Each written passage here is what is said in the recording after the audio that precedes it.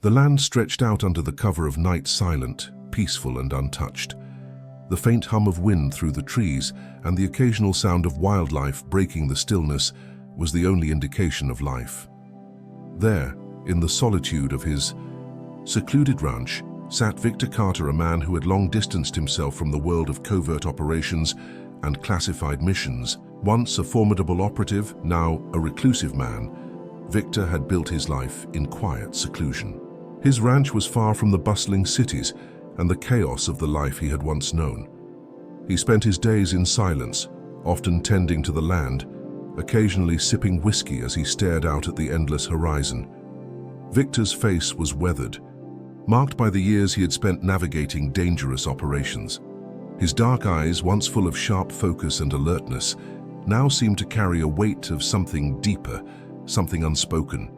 His muscles were tense, conditioned by years of training, but he had buried his past, thinking that it had long been behind him. The years spent in the service of his country as an intelligence operative had taken their toll, but Victor had managed to carve out a peaceful life. Or so he thought. It was in this tranquility that a simple click on his old encrypted computer system would shatter his world again. Victor sat at his desk, a glass of whiskey resting beside him. The glow of the monitor reflected on his face as he scrolled through a secure forum he had accessed from time to time. There, hidden among the usual posts about intelligence matters, was one that caught his attention. The title read, Canine Behavioral Experiments Phoenix AZ. He leaned forward, his fingers hovering over the mouse as he clicked on the post. It was written in coded language, the kind Victor could read without hesitation. The post contained disturbing information about a series of experiments conducted on military dogs, specifically those who had been part of covert operations. His heart skipped a beat as he read through the account, detailing the inhumane treatment of these animals, subjecting them to behavioral testing and other cruel practices in the name of military advancement. But it was the attached photograph that made Victor's heart stop. A blurry image of a German shepherd laying in a cage. Its fur was matted, its eyes dull, and its body frail. Victor's stomach twisted.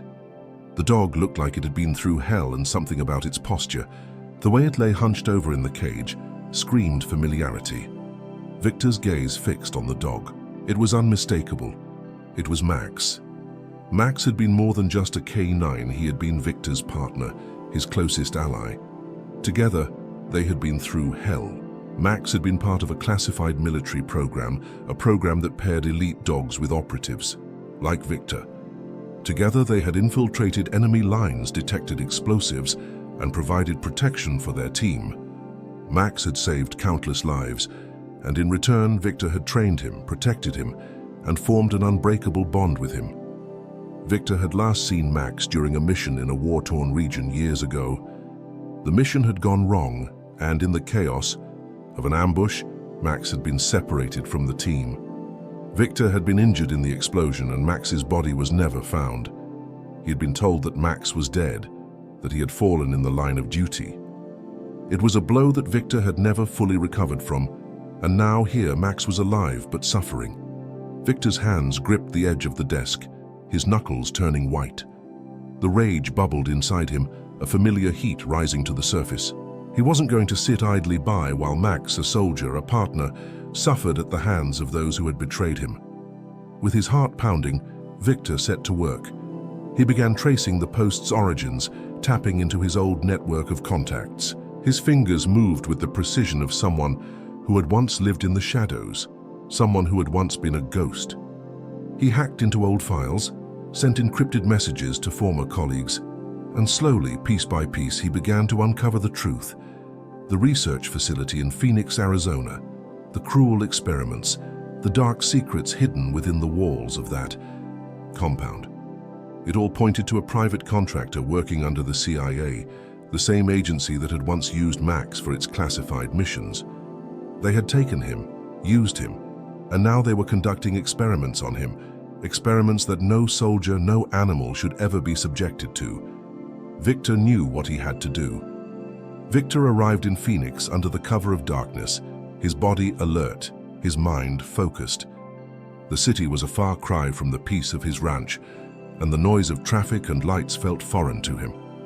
He was used to the quiet isolation of his home, but now every sound seemed amplified. He moved through the streets like a shadow, heading toward the facility that had been the source of his anger, the place where Max was being held. The research facility loomed in the distance, a monolithic structure surrounded by high walls and armed security. Victor's military training kicked in as he scoped out the perimeter. The security was tight. Guards patrolled the area. Surveillance cameras covered every inch of the compound, and access to the building itself was nearly impossible. Victor stood at a distance, his eyes scanning the facility for weaknesses. He knew how to move unnoticed. He had spent years working behind enemy lines, infiltrating enemy strongholds, and gathering intelligence without leaving a trace. He could do this. He used his old access codes to bypass the first layer of security, slipping into the shadows of the compound unnoticed. His heart raced as he moved through the corridors, knowing that at any moment he could be caught. But he didn't care. Nothing would stop him from finding Max. Inside the facility, the air was thick with the sterile scent of chemicals and the hum of machinery. The building was clinical, cold, devoid of life. But Victor's focus remained singular: Max. He moved through the hallways, following the faint sounds of barking and the occasional rustle of cages. The farther he went, the worse the conditions seemed.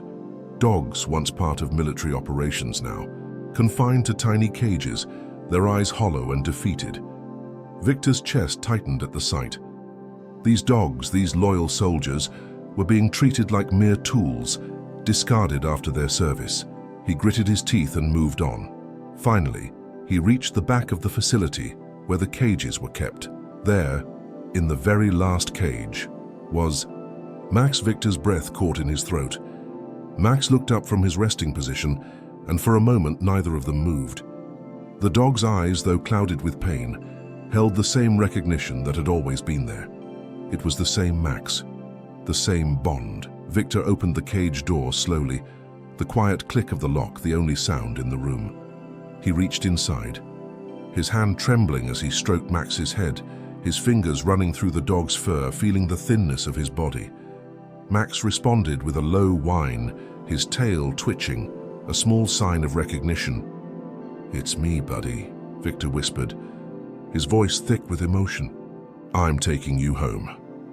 As Victor carefully led Max out of the facility, memories began to flood his mind.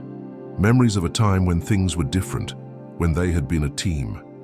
Victor and Max had first been paired together years ago as part of an elite program that trained military dogs for high-stakes operations. Max was no ordinary dog. His training was advanced, and his bond with Victor was forged through countless dangerous missions. The two communicated almost telepathically, understanding each other's moves without the need for words. They had been inseparable. There was the mission in the Middle East when they had infiltrated an enemy stronghold. It had been a delicate operation: get in, gather intel, and get out without anyone noticing. Max had been the key. His keen senses had detected the hidden explosives buried in the ground, saving their team from walking into a deadly trap. Then there was the time in South America, when they had been ambushed by enemy forces. Max had protected Victor, using his training to defend him while Victor fought off the attackers. There were no words exchanged, only the sound of gunfire and the barking of Max as he provided cover. Victor remembered the pride he had felt watching Max work. The bond they shared was undeniable: trust, loyalty, and sacrifice. Max had been more than just a military asset. He had been Victor's partner, his family. But everything had changed on that fateful day in Afghanistan. The mission had gone wrong. The team had been separated in an ambush, and Max had gone missing. Victor had been injured, pulled from the battlefield. The orders had come through. Max was presumed dead. His body was never recovered. Victor had never believed it. He had never accepted the fact that Max was gone. Something deep inside him had always known that his partner was out there, somewhere. And now, as he stood beside him, leading him out of the facility, that belief had been proven right. As Victor led Max back to the ranch, the full weight of the situation began to settle in. The path ahead was unclear, but one thing was certain: Max wasn't just another victim of mistreatment.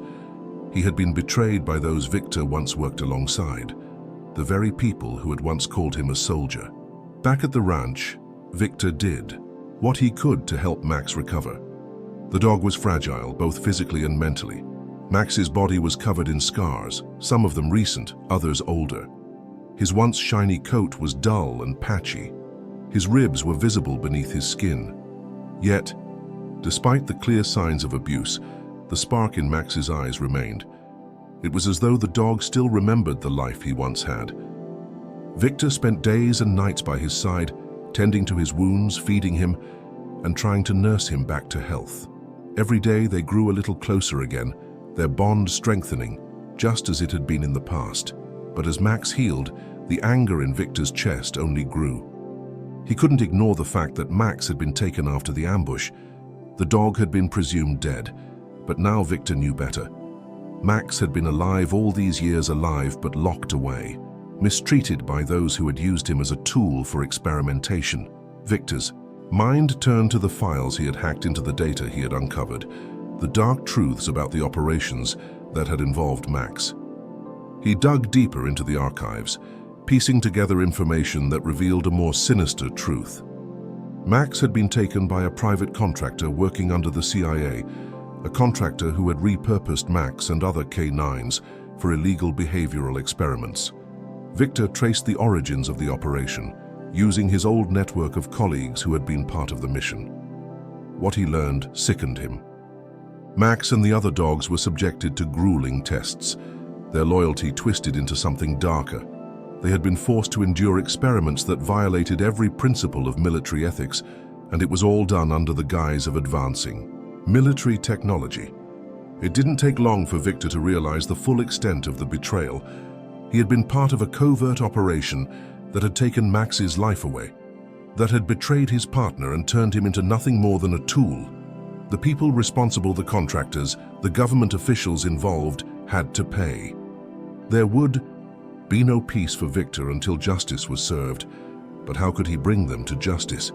The system had been complicit in the mistreatment of these K9s. The ones who had taken Max had been protected, hidden behind layers of bureaucracy and military secrecy. Victor knew that the legal system would be difficult to navigate, but he wasn't going to give up. He couldn't. Not after everything Max had sacrificed. Not after everything they had been through together. Victor's determination grew stronger as he formulated a plan to take action. He knew he couldn't fight this battle alone, so he reached out to his former colleagues, veterans, intelligence operatives, people who had worked alongside him during his days in the field. Slowly, a small team of people who still cared about the truth and the welfare of the animals came together. Together, they began to gather evidence, anything they could use to expose the dark underbelly of the operation. They dug into files, hacked into government databases, and spoke to anyone who might have information. It was a dangerous game, but Victor had played it before. This time, however, the stakes were different. It wasn't just about protecting his own life, it was about protecting Max, about giving him the justice he deserved. They uncovered more than just illegal experiments. They found that the corporation behind it all had been using military K9s for more than just behavioral testing. The dogs had been subjected to stress, to physical and mental abuse, all in the name of testing neural feedback and advanced military training. They had been turned into weapons, not soldiers, and that was a betrayal Victor couldn't let stand. Finally, after months of investigation, Victor and his team had everything they needed to take the case to court. It was time to expose the truth. The battle for justice had begun. Victor knew the road ahead wouldn't be easy. The corporation was powerful, and they had lawyers who would stop at nothing to protect their interests. But he also knew that the truth was on his side.